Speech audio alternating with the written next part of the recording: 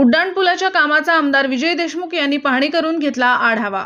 कृषी उत्पन्न बाजार समितीचा चौक होणार अपघात मुक्त, 18 महिन्यांत काम होणार पूर्ण। सोलापूर कृषी उत्पन्न बाजार समिती समोरील चौक आता लवकरच अपघात मुक्त होण्याच्या मार्गावर आहे। बाजार समिती समोर होणाऱ्या उड्डाणपुलाच्या कामाचा आढावा माजी पालकमंत्री तथा आमदार विजय देशमुख यांनी सोमवारी पाहणी करून घेतला। सोलापूर कृषी उत्पन्न बाजार समिती समोर 2 किलोमीटरचा उड्डाणपूल बांधण्यासाठी केंद्रीय रस्ते विकास वाहतूक मंत्री नितीन गडकरी यांच्याकडून 50 कोटी रुपयांचा निधी माजी पालकमंत्री विजयकुमार देशमुख यांनी मिळवला आहे। त्यांचा कार्यारंभ आदेश देखील प्राप्त झाला असून लवकरच या कामात सुरुवात होणार आहे। त्याची पाहणी आमदार देशमुख यांनी सोमवारी केली।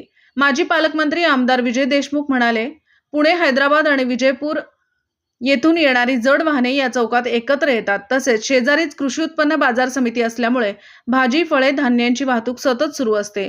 शेळगी, विडी, घरकुल यांसारख्या मोठी नागरी वस्ती असलेल्या परिसराकडे जाण्यासाठी नागरिकांना या चौकातून जावे लागत असल्यामुळे या चौकात सातत्याने वाहतुकीचा प्रचंड खोळंबा होतो।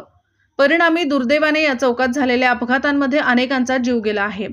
त्यामुळे येथून उड्डाणपूल करण्यात यावा अशी मागणी उपमुख्यमंत्री देवेंद्र फडणवीस यांच्या माध्यमातून केंद्रीय रस्ते विकास वाहतूक मंत्री नितीन गडकरी यांच्याकडे केली होती। निधी मिळून कार्यारंभ आदेश मिळाल्यामुळे या मागणीला लवकरच मूर्त स्वरूप येणार आहे।